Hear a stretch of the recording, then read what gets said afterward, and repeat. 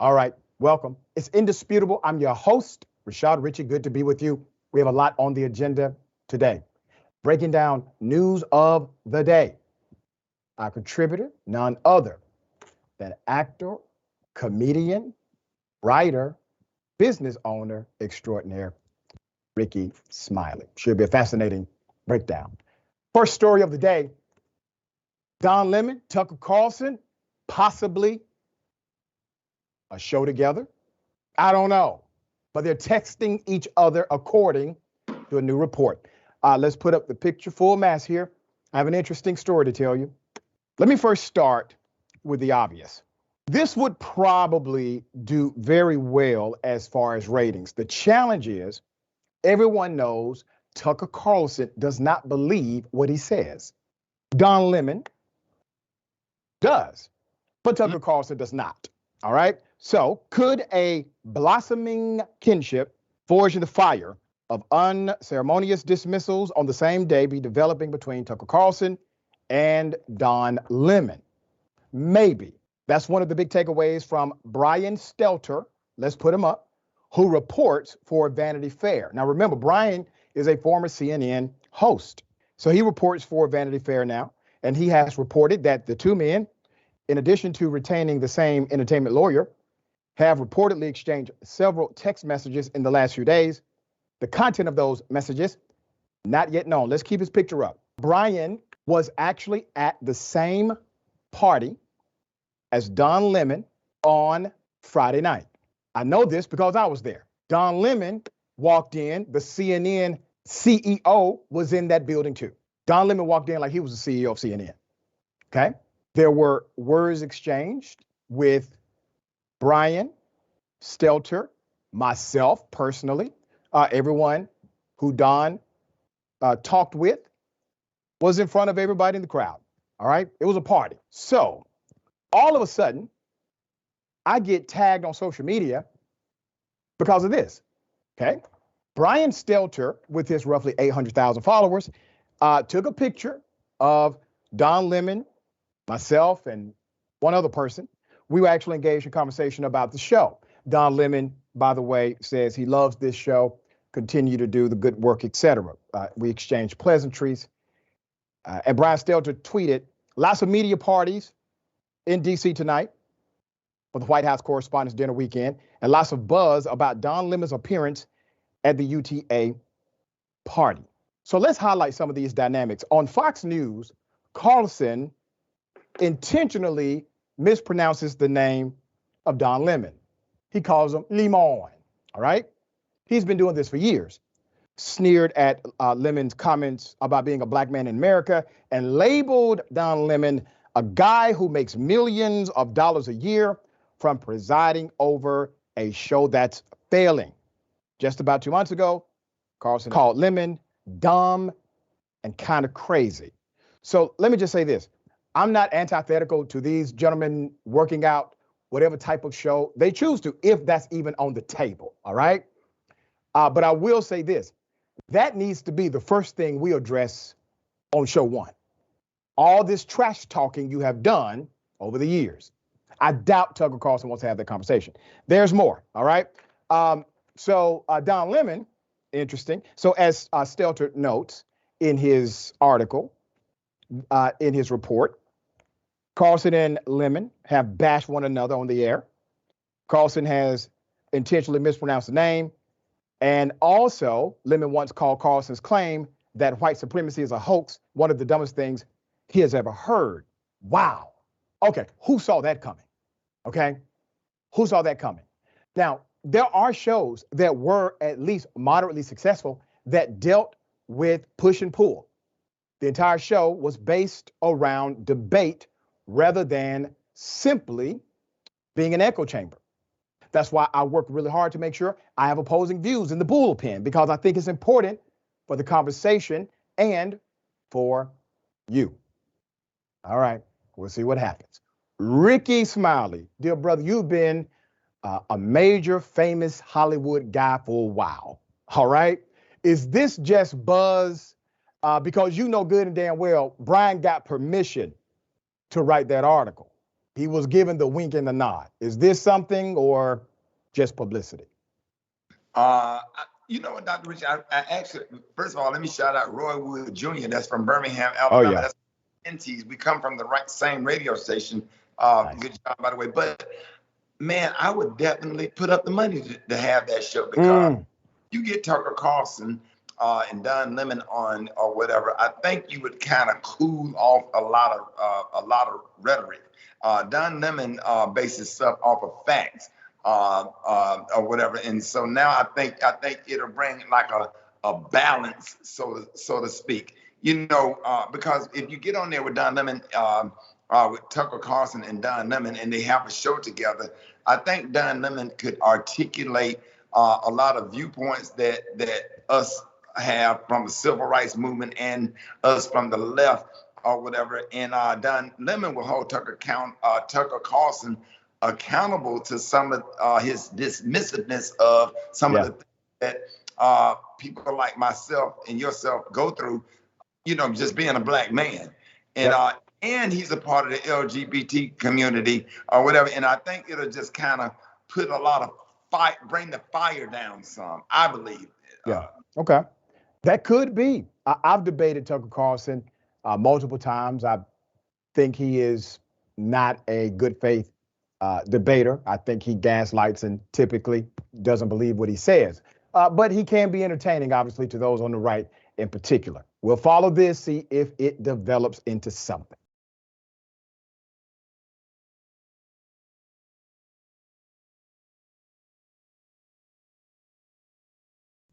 Okay. Now, if anyone says to you, racism no longer exists in America, I want you to see this, all right? There's a black child who is left stranded by herself. Everybody walks past her. And then they replace the black child with a white child. And everybody starts to take notice and they're concerned. Let me show you this first. Here it is. Okay. This is basically a real world experiment. Okay. You see how everyone is just bypassing the stranded, lonely, by herself black child? You saw that? Now replace it with a white child.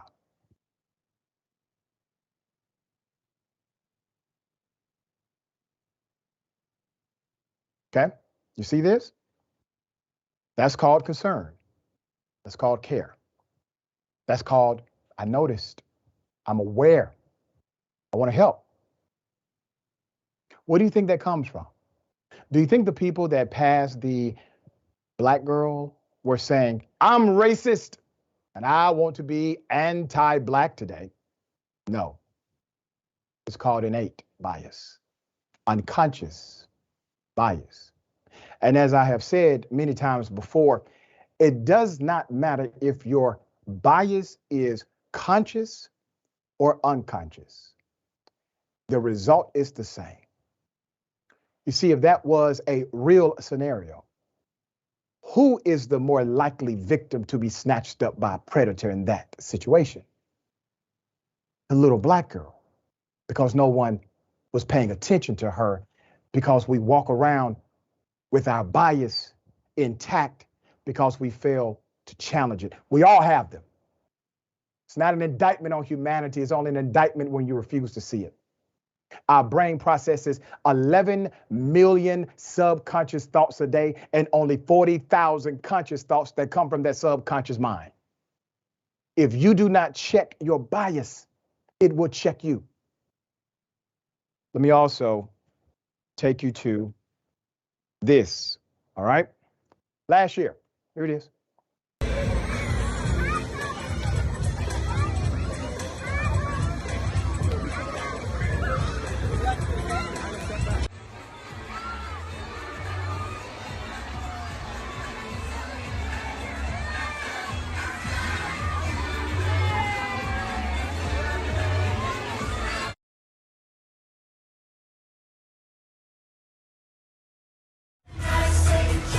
Look at Elmo.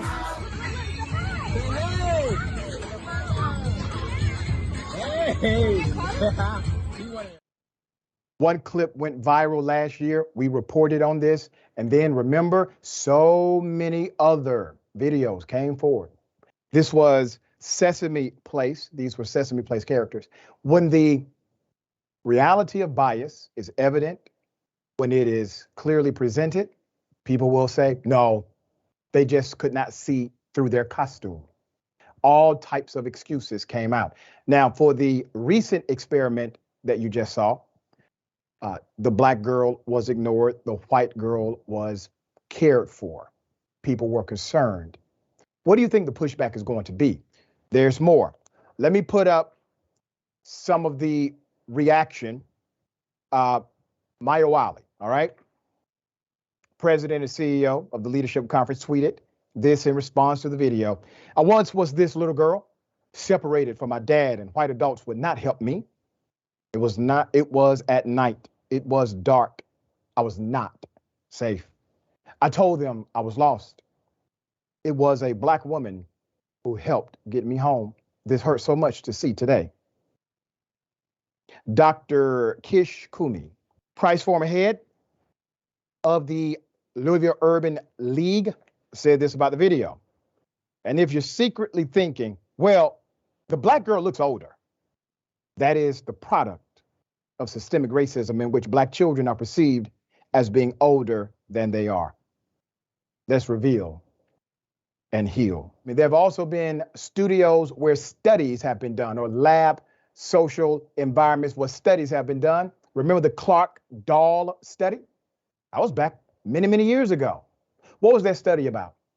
Decades ago, some really smart sociologists said, let's put a black baby doll in front of a white baby doll and let the children say which one is good and which one is bad, which one is beautiful and which one is ugly, which one is well behaved, which one is misbehaved. Well, in that study done decades ago, black children said the black doll was bad, the black doll was ugly, etc. The negative attributes went to the black child, from the black child. And naturally, this was a result of what? Societal bias, racism, prejudice. Then you duplicate the study in a society that is supposed to be more diverse, with parents who are more aware and intentionally try to shield from that kind of systemic racism. Here it is. There are lots of different colors for skin. I have questions for you about these pictures of different children. After I read the question, I want you to Point to the picture that fits the story. Are children colorblind in America? show me the smart child. Show me the mean child. Can you show me the dumb child? Show me the nice child. Is bias measurable even at an early age? Why is she the bad child? Because she's black. And why is he the ugly child? Because he looks like he's white. Why is he the dumb child? Because he has dark brown skin. Why is she the bad child? Because she makes fun of everybody else's skin color. How much do kids learn from what they see and hear from adults? Show me the child who has the skin color most adults like. And show me the child who has a skin color most adults don't like.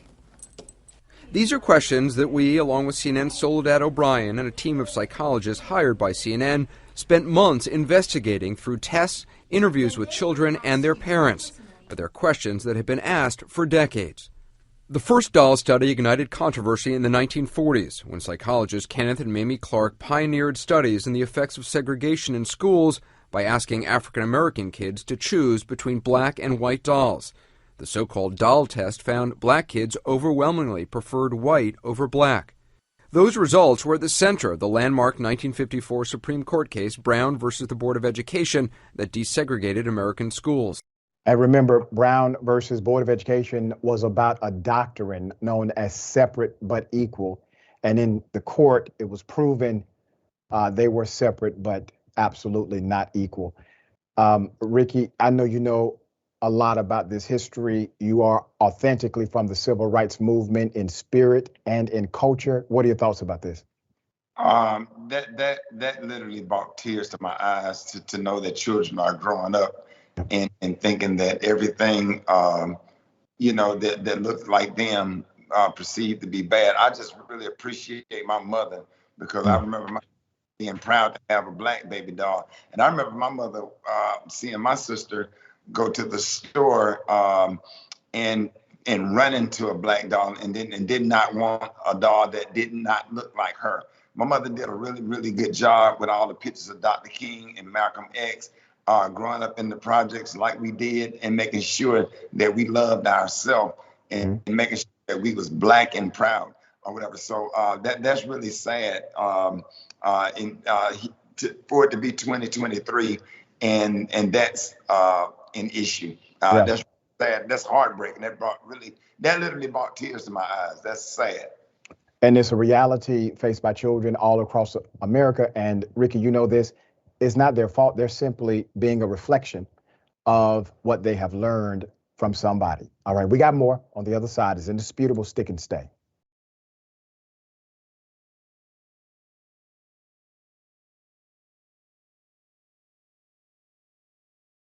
All right, welcome back. We have a lot of show left. Let me read some of these amazing comments.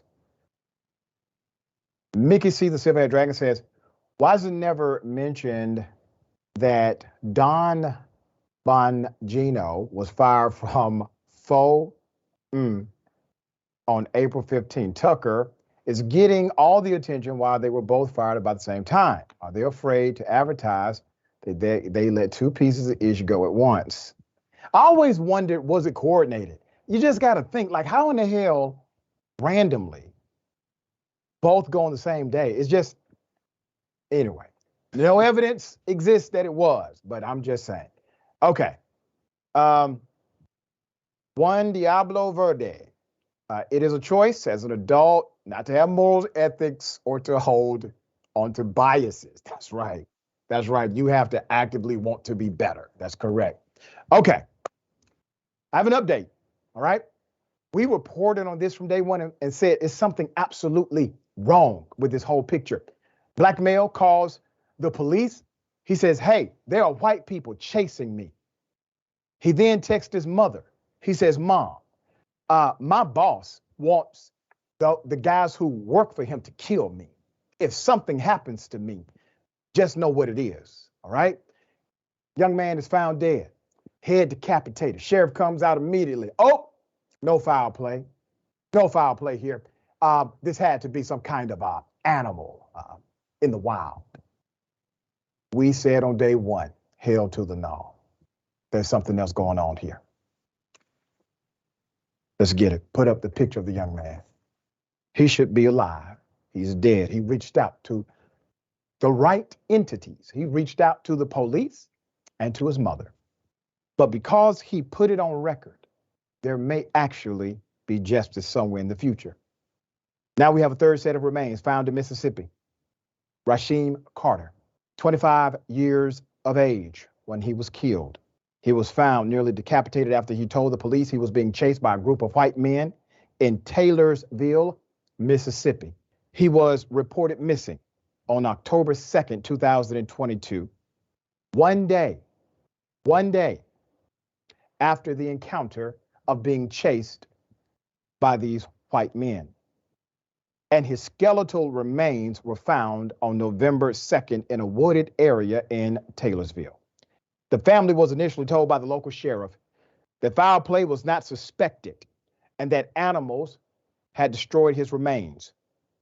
Their attorney, Ben Crump, called Carter's death a Mississippi lynching, and I agree with Benjamin Crump. This was during a press conference in March. The third set of Carter's remains were found February 23rd, and the family was notified via email. There's more. Here's what Attorney Ben Crump said in a statement. The family of Rasheem Carter, while still deep in grief, is being denied adequate information and closure from the Mississippi officials overseeing this case. From the beginning of this case, the family has been misled. At first, when the first of Rasheem's remains were discovered with his head decapitated from his body, officials told the family that it was animals that killed Rasheem. Then officials admitted that they believed he was murdered, end quote. Crump would condemn the authorities for how they've handled this. Let's put it up. Now it is unacceptable that the family had to find out through an email that more of Rasheem's remains were found, and still they haven't been told any other information, been offered a meeting with officials, or received his remains. He continued. They continue to be stonewalled at every turn. This family just wants to find out what happened to Rasheem and say their goodbyes. They ask that the additional remains be returned to them so that they can lay him to rest. Let's talk about this questionable autopsy, all right? Because people will point to it. The Mississippi State Medical Examiner's Office completed a forensic anthropology examination. This happened on the 2nd of February. That's according to WJTV News. The press secretary for the Mississippi Department of Public Safety, Bailey Martin, said that the condition of Carter's remains prevents the cause of death from being reasonably determined. All right? Let's put up the Smith County Sheriff, Joel Houston. So Joel told NBC News Carter's co-workers were ruled out as suspects because their phones pinged nearly 100 miles away at another job site when Carter was allegedly last seen alive on a landowner's game camera on October 2nd. The sheriff said that Carter's co-workers claimed that he had been moody and they weren't able to joke around with him. And the way they did, or the way they did in previous days. The sheriff says, no foul play here. His co-workers didn't do it. As a matter of fact, they said it was something wrong with the fella. He wasn't himself lately. What? The man who has remains scattered in 3 different places on the planet. The man that has his body ripped apart is criticized by the sheriff for having a bad mood. Yeah, I would be in a bad mood too if I knew my coworkers were trying to kill me, as he said to his mother via text message. He sent it to his mother and said, Mom, here's what may happen to me. That evidence is secured for the record now. And this whole idea about, well, the cell phone was 100 miles away. Well, how convenient. That means you've proven one thing, Sheriff, where the cell phone was located. That's all you've proven, nothing more. Why were you so quick to defend this? Why were you so quick to say, move on, nothing to investigate, this was an animal? If it was an animal, why is it that you can't conclusively determine based on forensics that it was an animal? Believe me, forensic scientists are well aware of how to track an animal killing on a human body. This is one of the most extreme cases and possibly one of the most extreme cover-ups right now in law enforcement. That is a great possibility, especially when you look at this evidence. Okay? So look at what has happened. The man said, I'm being chased. He calls the police. Okay? Police do nothing. He dies. Police come out. They say, hey, this had to be a wild animal that did this to him with no evidence or investigation. But the mother has a text message that says, from the son, they're trying to kill me.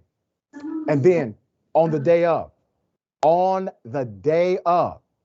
you have to consider when he said this is going to happen to me, the co-worker that took him to work had been taking him to work every day. That co-worker decided not to take him to work that day because they had an argument. Rickey, what are your thoughts here? The United States is like a decayed tooth, but Mississippi is like the part of the decay next to the nerve. Yeah. And I'm real mad about this. I can go on for days about this. I think the United States Justice Department need to be hovering over every single department in the state of Mississippi. I think they killed him. 1 + 1 = 2. I mean, just based on the circumstantial information that you and I have, I think we can probably almost probably convict those co-workers or whatever if we had any eyes on that case. I think it needs to be another autopsy done. I think the FBI need to be involved. And I think we need to shake Mississippi up and turn it upside down. Mississippi, man, I hear stories like that coming out of Mississippi, Georgia, and different parts of Florida and Alabama all the time, far too often. This right-wing racist, it's no different from the movie Mississippi Burning, when the Fed had to come and show up, in order to try to stand up for poor people. Yep. I'm just really, really disappointed. I'm hurt. My heart goes out to the Carter family or whatever, but I really hope the United States Justice Department get involved and take over this case and investigate it and convict those low-down Ku Klux Klan members, mob. I even think the mob is no different from what it was in the 40s and the 50s. It's still going on at night. They just don't wear the hoods anymore. They wear the Make America Great Again hats and the Confederate flag hats and traded the hoods in for that. And they're racist to the core. And I said what I said, and I meant it. You are 100% correct. This young man did not do all of this because he was unsure about his environment. He did it because he was pretty sure about his environment. It takes a lot. It takes a lot to go to the police because you fear your life, but he did. It takes a lot to tell your mom, I may die, but he did. That takes a lot. All right. We'll continue to follow that story, bring you updates as they come.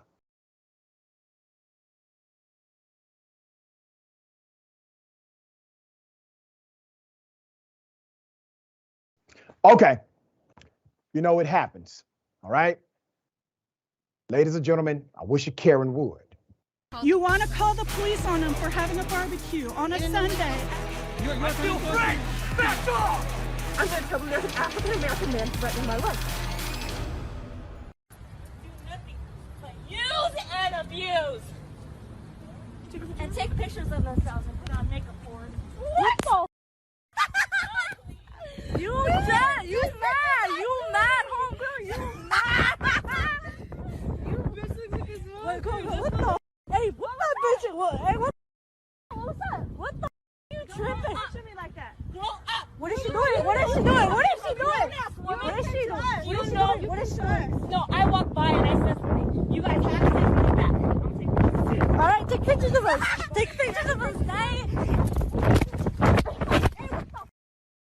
Touch me, bitch! Crazy bitch up! That's right! What the don't be fun! Call the cops! Touch the Indisputable does not condone violence. We do condone self-defense. That's exactly what you just saw in front of you. This Karen attacked her target, and the individuals she attacked decided to fight back. And I don't know how much additional commentary I'm going to provide on this because we have a visiting professor who's going to break down what just happened. Here it is. All right, today we're going to talk about how we can find out and how much we can find out and what it takes to get there. So first we have to decide how much do we want to find out. So let's say in this case, I want to find out at a level of 7. Okay, so I find that level on my graph and I come horizontally to my gradient line. Where it intersects with my gradient line, I'm going to come straight down to where it intersects with my around line. That there is going to tell me how much I have to f around to find out what I need to find out. See, as you can see, the more you f around, the more you're going to find out. And also, if you stay down here and you never f around, you'll never find out. So I hope this lesson is helpful. Thank you. That man is doing the work of God. All right, put it up. All right, now, Karen, if you would have taken that guy's class, you wouldn't be on my show today. All right. Rickey, thoughts? Dr. Richey, you wrong for this, man. No, I'm right. Man, you wrong. Had to put the professor. I didn't know it was a class on mess around and find out. Yeah. And then you on here talking about we don't condone violence, but we condone self-defense. That's all that was, brother.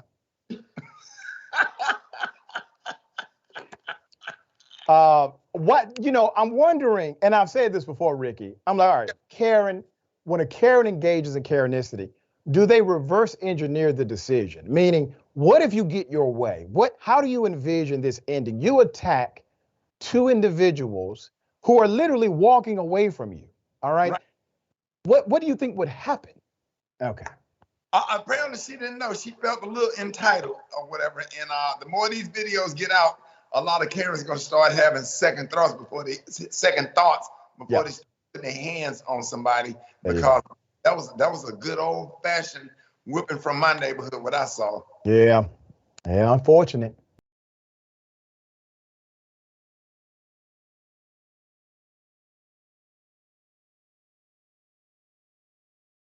All right.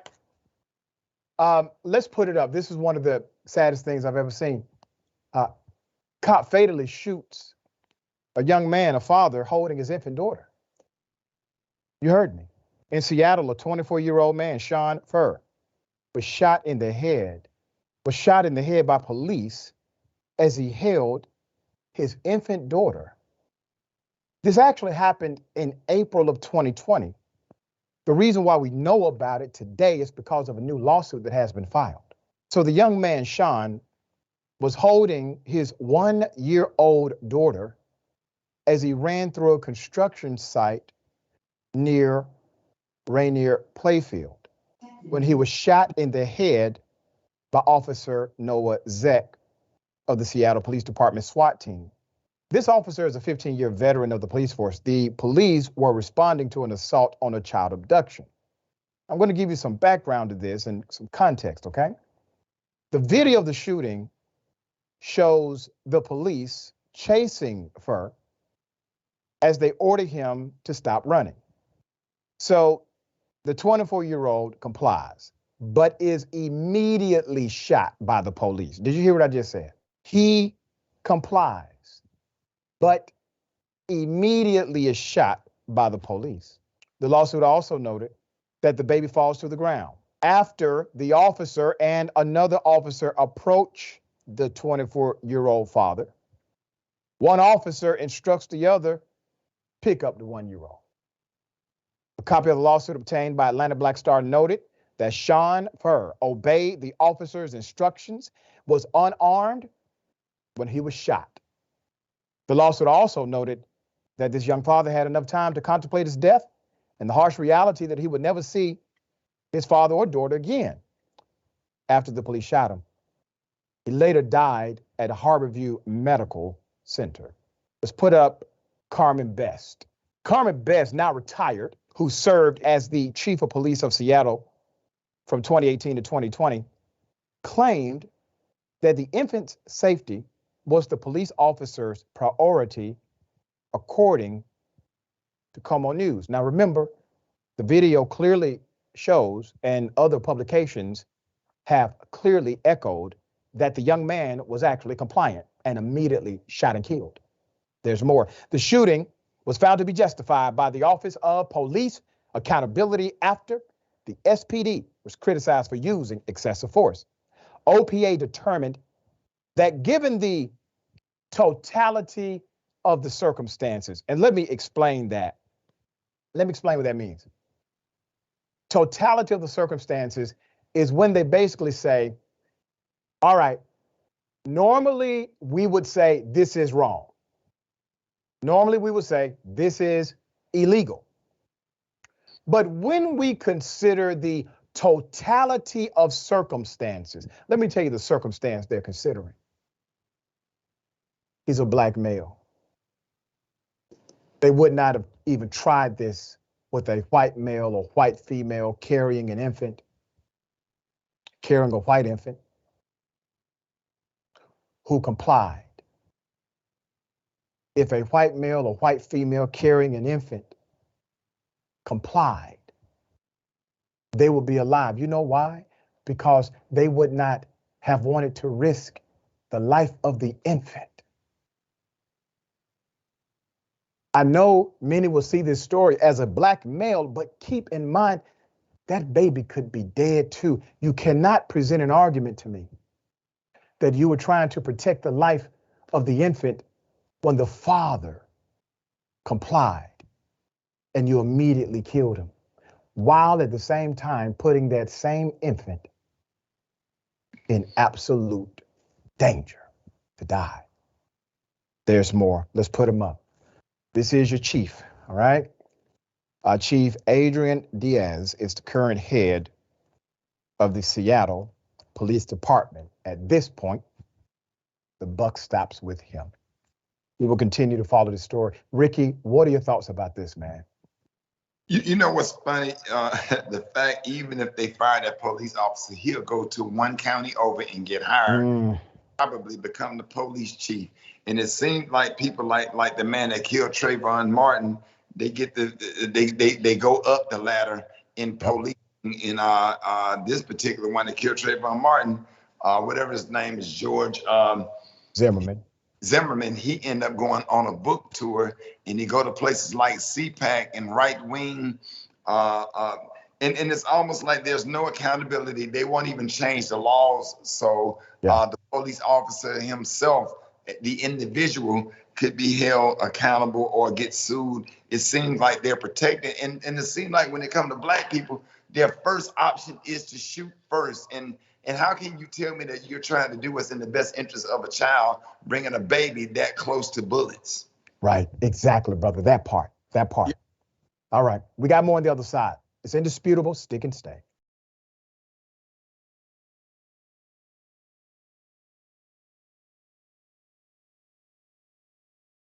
All right, welcome back. We got a lot of comments. Let's get to it. Okay. Real interesting. All right. Sina Hagaboom. School is in session, doctor. You got me cracking up. No, the professor had you cracking up. I mean, yeah, it was funny. The Line True says, how long will it take to show how the sheriff was complicit with the death of the young man? All right, well, they got the right people on the case, Benjamin Crump and others. Edward V. Jail them, take their pensions, make them pay. Talking about the cop who fatally shot the father who complied, holding his own daughter. All right. All right. YouTube member V. Thank you, V. V says, Mr. Smiley, kind thoughts are still going your way. Keep the strength. That's right. Absolutely. Progressive Boomer, thank you for being a member for 5 months. Iron sharp as iron. Thanks for keeping this old boomer well honed. There you go. You're not old, you're young, all right? Because it's about how you think. Janet Villalona, member for 10 months, thank you for that indisputable level. Love being here, Dr. Richey, because the truth is always indisputable. There you go. All right, thank you so much for being here with us and your support. Stephanie Hayes, thank you, Stephanie. Some lessons with a black eye and missing hair. Some lessons come with a black eye and missing hair. That's actually very accurate. And let's do this one. Love 18 white girl. All right. How can the infant safe to be a priority when the cops are shooting? Exactly. How do you make that case? You cannot make that case successfully to anybody that has common sense. Okay. All right. And by the way, it's against their policy to put a civilian in danger to apprehend someone. That's why they said in the totality of circumstances, because it literally violated their own policy. Okay? All right. Very sad story. What if I told you that a student, a child, let's put him up, was bullied? School did nothing about it. The school has now admitted they messed up. He's bullied, and he takes his own life because the school chose to ignore it. Keep the picture up. The Lawrenceville School, which is a prestigious New Jersey boarding school, is finally admitting they did not do enough to protect this teenager in their custody and care named Jack Reed. Jack was 17 years of age, a student who took his own life on the campus after false and vicious rumors spread on that campus that he was a predator. Okay? Sounds familiar? Same rhetoric that conservatives are pushing around this country. Now it's contextualized inside of a school, and a young man ended his life. Reed arrived at the boarding school in the fall of 2020 as a sophomore, befriending classmates and winding up honored on the dean's list. He was doing well. But the following spring semester, a rumor that he was a predator began spreading like wildfire through the student body. Despite the rumor, Reed returned to the school in September 2021 and was elected president of the residential housing where he lived. But the teen's new role only increased the rumors and bullying his parents believe. Why? Because he's now in a leadership position. Okay? Reed, 17-year-old child, was continually harassed by students in person and by anonymous postings online, causing the unvetted rumor to spread outside of the school grounds. That's according to the outlet. A classmate previously disciplined for bullying Reed and determined to be involved in spreading the lies, the rumors about him. Well, that student was eventually expelled for an unrelated incident, the school revealed. In a statement as part of the settlement agreement, Lawrenceville declared that its students' physical, social, and emotional health, safety, and well-being are their top priority. The school, which is among the highest ranking and most sought after boarding schools in the country, seeks to improve as a community. We have examined our role and take responsibility for what we could have done differently. We recognize that in Jack's case, we fell tragically short. The statement read, put up the headmaster. Okay? Stephen Murray is the head of the Lawrenceville School, where the tuition cost $76,000. It is located just 5 miles south of Princeton. Before his death, Reed had approached school officials to intervene about the false rumors, prompting an investigation into the bullying and sexual assault. The school found, according to them, no evidence supporting the rumors and allegations about Reed being a predator, a fact that the boarding school did not acknowledge in public or in private. According to the outlet, they could have defended him, they did not. Though the facility was aware of the ongoing bullying, this elite boarding school has only now admitted failure 1 year to the day after Reed's death. Neither Reed nor his parents were informed that the school had cleared the teen of the claims before his death. We feel like we both have life sentences without the possibility of parole, Elizabeth Reed told the New York Times. In the heartbreaking admission, the school believes Reed's death could have been avoided if the situation had been adequately addressed, saying there also were circumstances in which the involvement of an adult would have made a difference. Look at that. So while the school gets to pay a bunch of money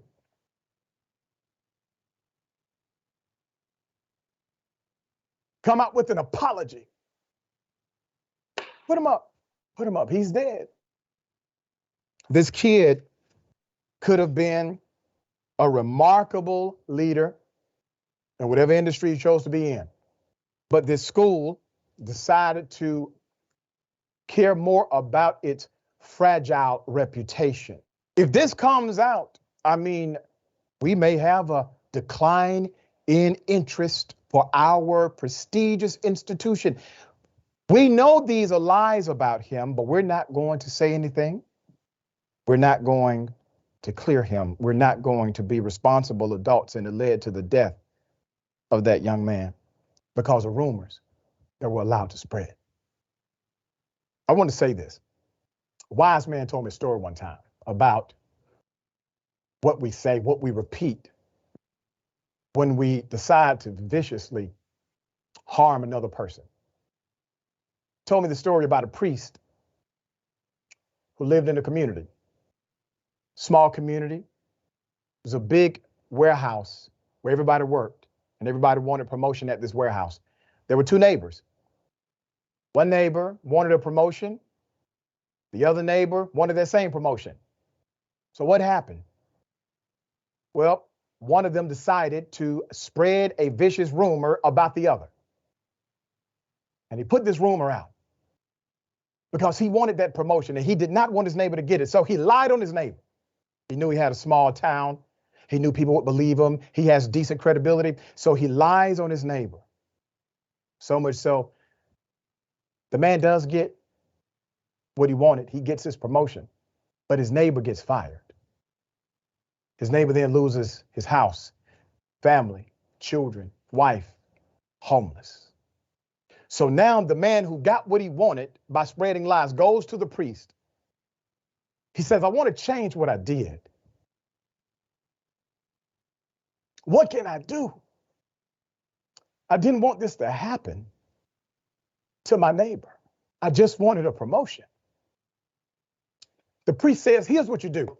Get a sack of feathers and put it in a pillowcase and put a feather outside of the doorstep of everyone you told this lie to. Well, naturally, the man said, this is an insane remedy, but he's desperate and he chooses to do it. And he does it all night. He gets feathers. He puts it in a pillowcase, puts it on every doorstep. That night, he goes to the priest. He says, priest, I did exactly what you said. Will everything be restored?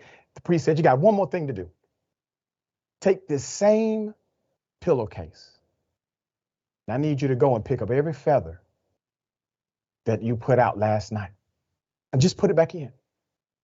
The man says, priest, I can't do that because you see, as I slept, the wind blew the feathers all over the town, even outside of it. There's no way for me to put these feathers back. And the priest says, so it is with your words. Young man should be alive. Rickey, thoughts? You're absolutely right. It should be a price to pay for just being low down. That is just absolutely sad. The school should be held liable. The school board should be held liable, and then they need to start leashing out harsher punishment to kids and parents who bully, especially if it costs another child their life. That's right. Needs to be accountability. Parents need to sit down and have a conversation with their kids about bullying. And I'm talking about juvenile. Yep. You know, juvenile, because if somebody take their life because they're being bullied and they're too embarrassed to go to school and life becomes too much for them because of how they're being treated.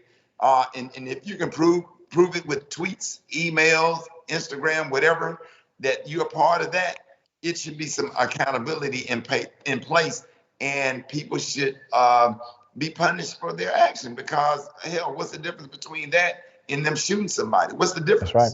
That's right. The result is the same. The life is gone.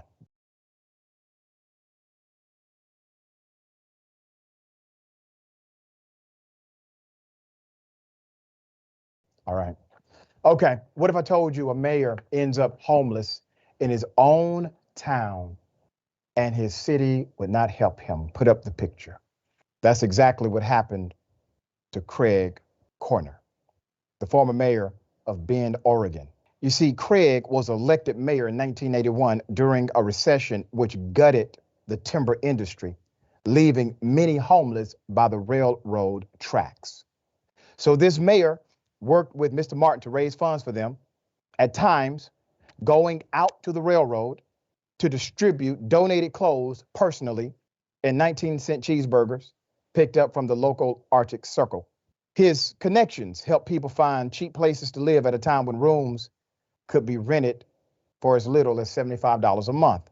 The turning point began with gentrification, and the mayor was focused on improving his community, no longer fit the city's agenda. They wanted a different crop of people.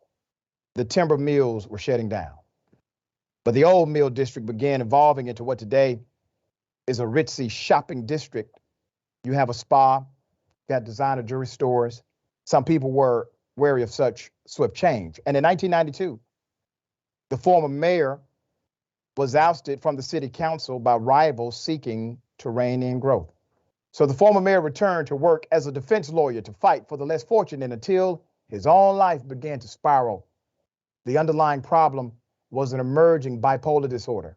This mayor said compounded because he had turned to drinking as a way to cope. It's called self-medication. On the day after Thanksgiving in 2003, a few years after losing his job, this former mayor was arrested, accused of damaging a woman's car and resisting a police officer. The state bar suspended his license in response to complaints that he was neglecting duties to his clients. Then in 2008 came the worst blow of all. His wife, Patty, died after an illness. There's more. This former mayor had his father die that same month, yet he persisted. Even then, this former mayor was welcoming to people who had lost their housing. He said, stay at my house. It was a very small house, but he told them, I got room for you. Or you can stay in the yard if you want to. Some days he would go down to the Bend Community Center, which served daily meals to the needy, arriving early to help set up coffee or staying late to wash the dishes, but without a job. He was falling behind on his mortgage, and the bank began foreclosure proceedings in 2012. He was evicted from his home. Mr. Koyner found himself camping, sometimes in a tent along the parkway. The mayor of the city, the former elected mayor, was on the road he helped build to prepare Bend for growth city leaders had anticipated. The irony of it. Other times he set up on the property of a group that served homeless veterans, an organization where he was once a board member. He's now hoping to get a meal. The conditions, however, ended up proving too much to bear. Frostbite had damaged the former mayor of this town, had damaged his toe so badly that he had to go back to the hospital at the end of January for an amputation. That's real frostbite. There were complications. After the surgery, he had a stroke that left him unable to speak. His daughter came. Family is now responsive. She sat for hours telling him about her life and introducing him to her husband. You see, they were estranged. The mayor's daughter, Miss Emick, held his hand and bowed her head. Mr. Koyner reached over and touched her head. She wondered how the city her father loved had missed so many opportunities to help him. If he had been a dog, she said, somebody would have rescued him a long time ago. He died February 14th, 2023. A man that literally advocated for the least of these becomes homeless in his own city.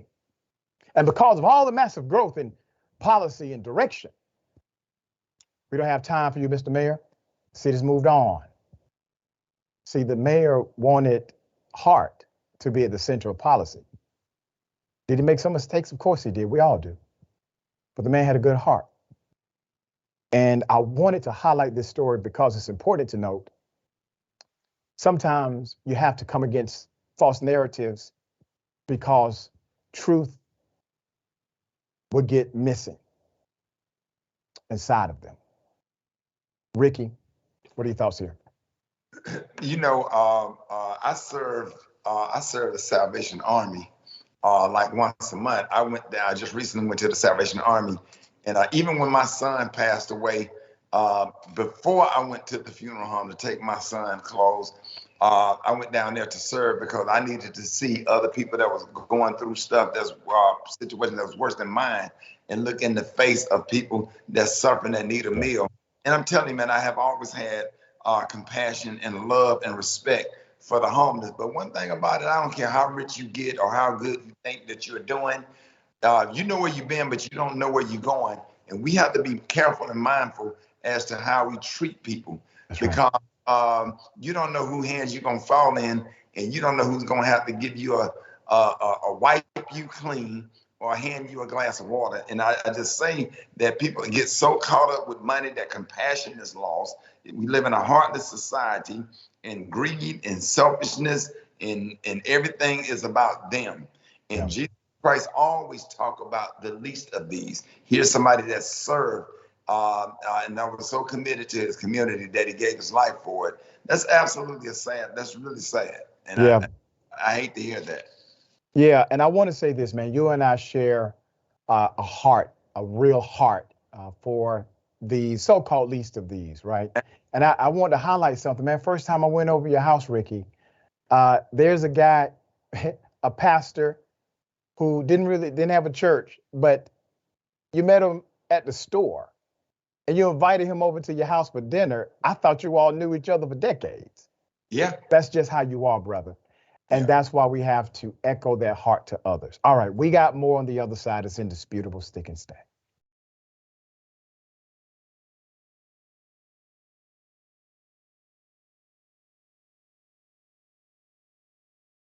All right, welcome back. We have another one, another video. We got to get to the bottom of it. Here it is. What's up, Missy? Hold this. Come on. Oh, get down, sir. Just get down, guy. What? Tase him or something. Just get down. Just get down. He's not. Oh my God. Oh. Just get down. Oh my God. Oh my God. Just get down. Oh my God. Don't hit him. Oh, stop it. No, don't hit him. Oh my God. He's already down. Why are you hitting him? Sorry, I know I'm in a restaurant. No. Oh my God.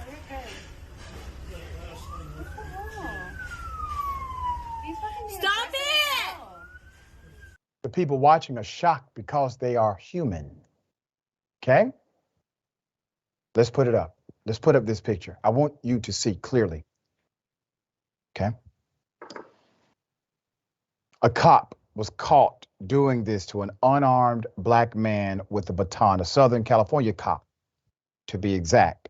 Was caught on video beating an unarmed black man with a baton during an arrest, echoing the infamous Rodney King beating. The way he utilized that baton was very, very reminiscent of that moment in history. Barstow PD, they say 43-year-old Gary Christian instigated the incident by refusing arrest, but the witness who captured the whole thing, says it was much more of a case of excessive force. All right, let's put her up.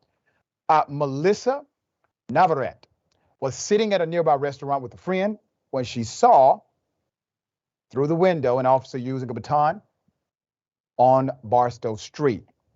She immediately pulled out her phone and hit record, something I recommend everyone do. She says she saw the officer swing his baton, hitting Christian in the leg.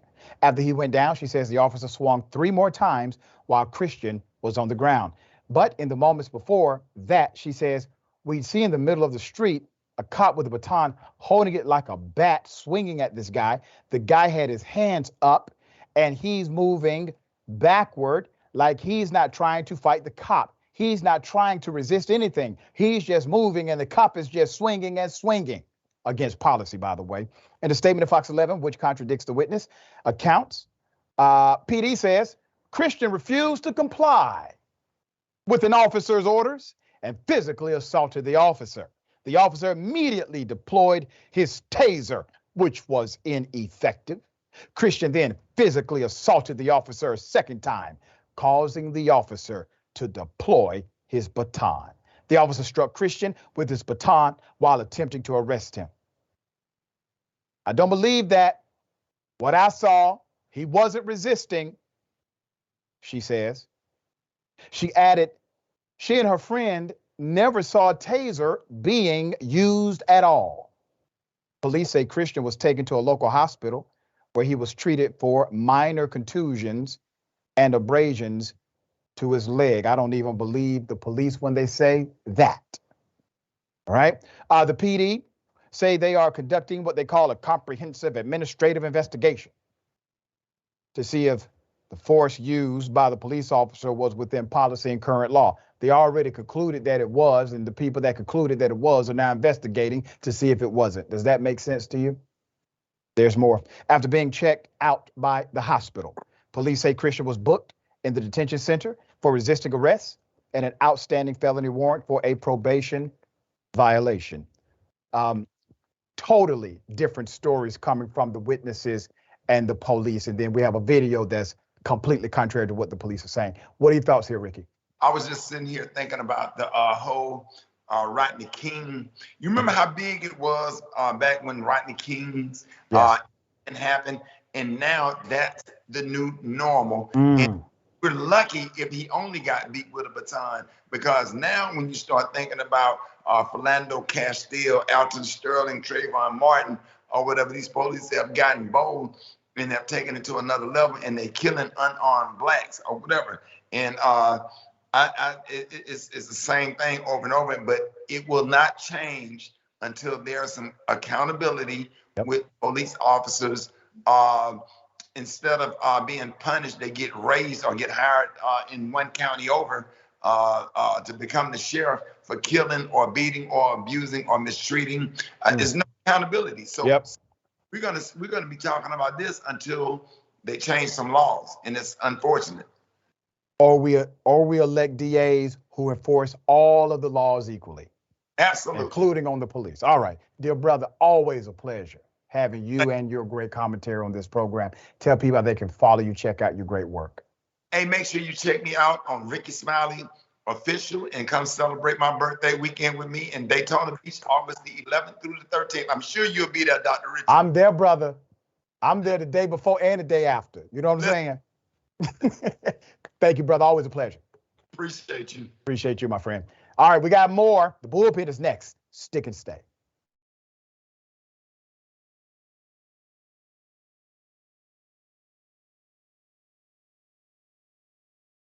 All right, welcome back. Let's get it. Ladies and gentlemen, welcome to the bullpen.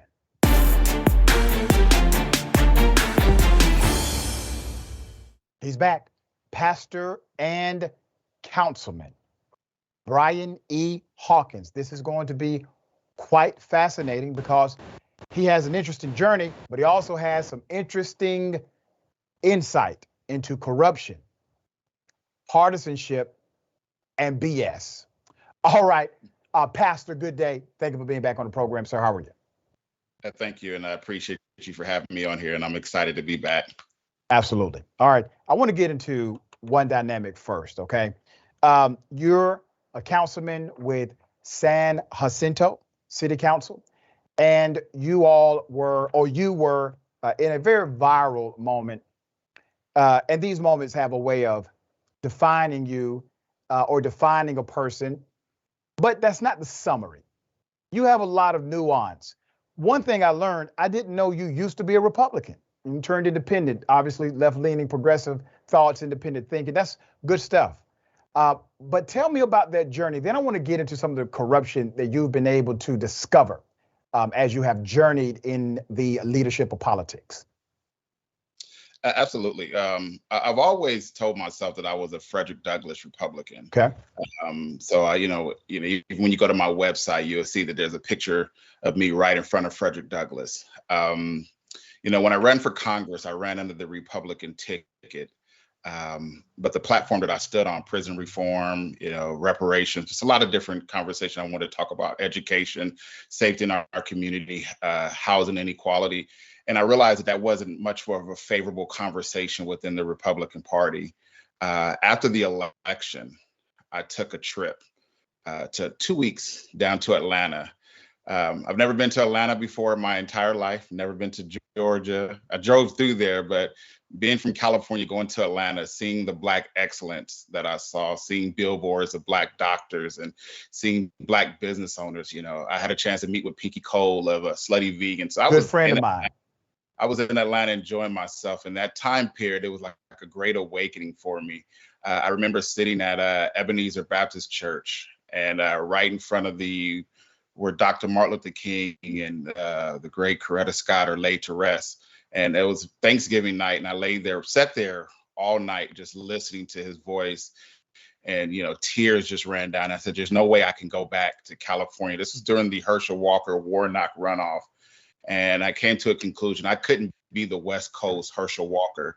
And so when I came back to California, I had some meetings with some of the Republicans here. I was asked to be the chairman of the Republican Party of Riverside County. And, I turned it down because there were certain conversations that I couldn't talk about, certain topics that they didn't want me to focus on. And so I unregistered from the Republican Party. And that was it for that part. What did they do to you? And I'm asking it that way specifically because I know how they operate. I know how politics operates generally, but I also know how it operates when there's a very specific reason they would like to connect their agenda to you. But you push back with an agenda that was still very authentic to Black progress, even though contextualized inside of a conservative movement. The problem with the conservative movement is that it is becoming less and less friendly to minority thought. So you're now in this situation where really for you to have space, councilman, you have to be in some ways more extreme than even white conservatives in order to be special to them. So tell us about that dynamic. What happened to you after you told them basically to kiss your ass? What happened? So it wasn't so much of what was said. It was when I got back from Atlanta, I had a meeting that was really impactful because I was offered, a good position to run a think tank and also to decide if I wanted to be the chairman. And they brought up an interview when I was on OAN a few months right before the election.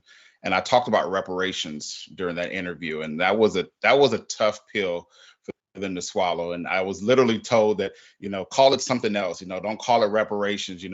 That's not something that's going to go over well with a lot of the donors. And I was told not to be so strong on some of the Black issues. And so I just felt like right then that I knew that I didn't want to be the William O'Neill in history. I didn't want to be the person responsible for Black movement getting assassinated.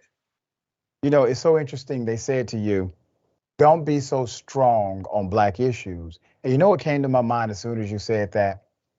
I don't think anyone went to Marjorie Taylor Greene and said, don't be so strong on white issues. I don't think anyone went to Trump and said, don't be so strong on white issues, right?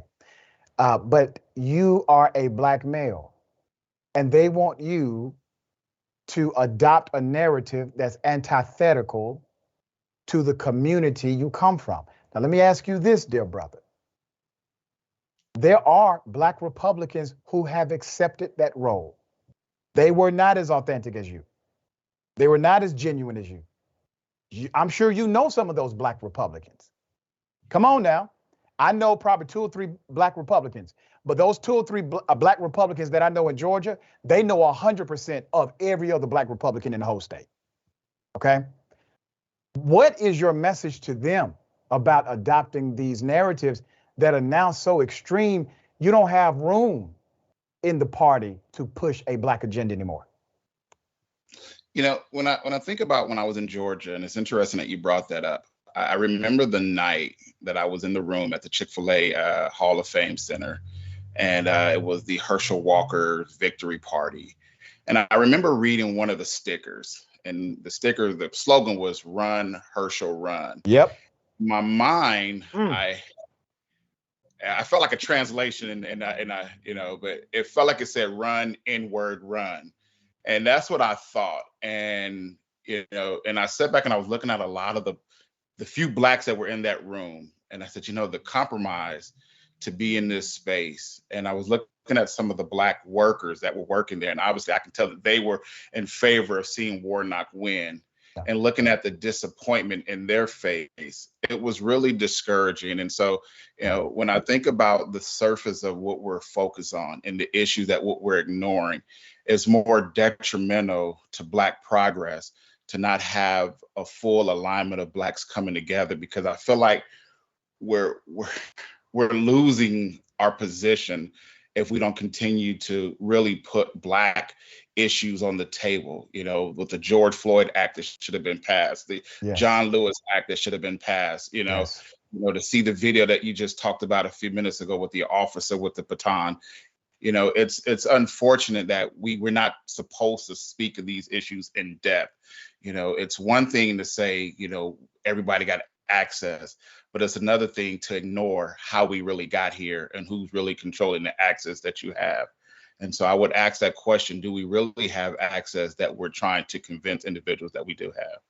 That is so well said. Councilman Hawkins, let me pose a question to you about the Democratic Party. Because to be frank, the Democratic Party, they will play those games too.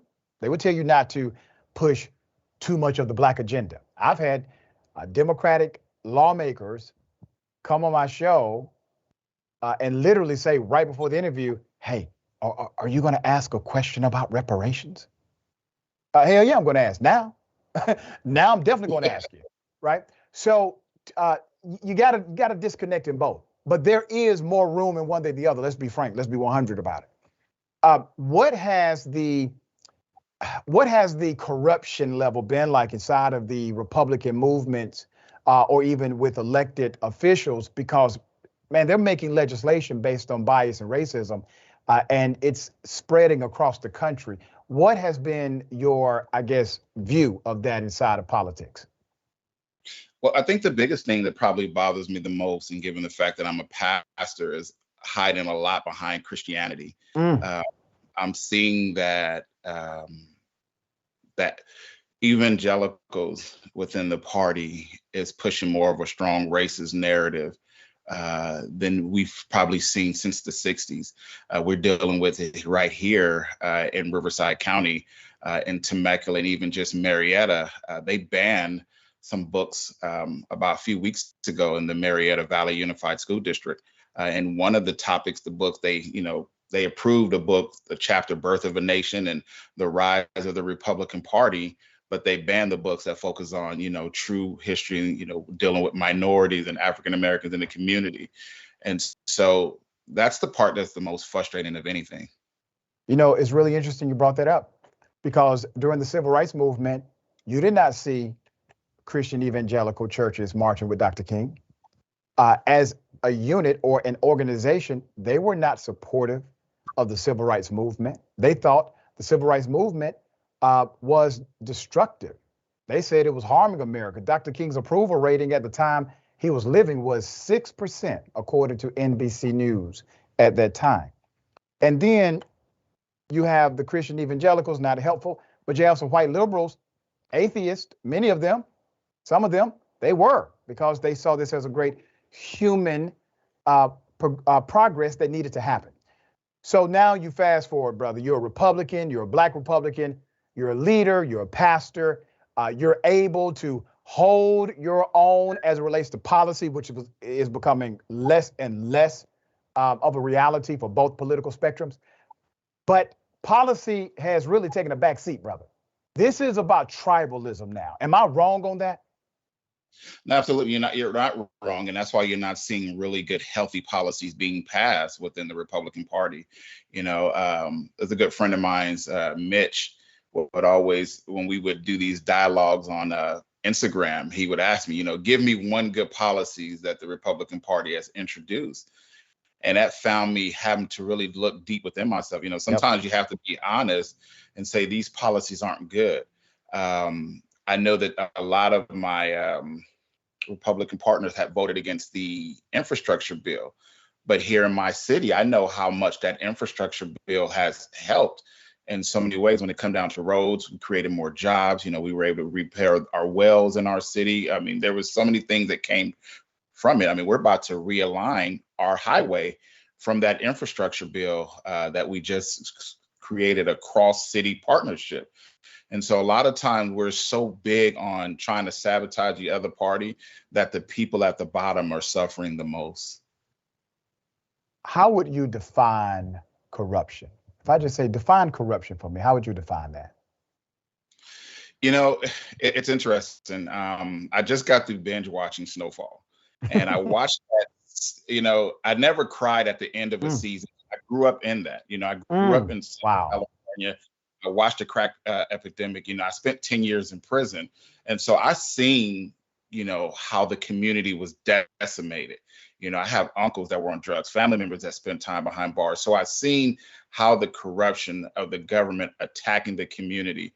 And I remember texting my mother after the show that said, there's never really been real aid to help the minority community. There's been a war on poverty. There's been a war on drug. But the reality of it is there's always been a war on Black people in America. And so when you talk about corruption, I look at that war, Hispanics, there's been a war, Asians, there's been a war. It seems like every marginalized group, every minority group has been somehow put into a box, divided and put against each other. And I'm seeing that more now than anything. And it's just saddened to when I look at the outcome, and then to tell someone, hey, you have access, just deal with it. All right. Thank you, dear brother.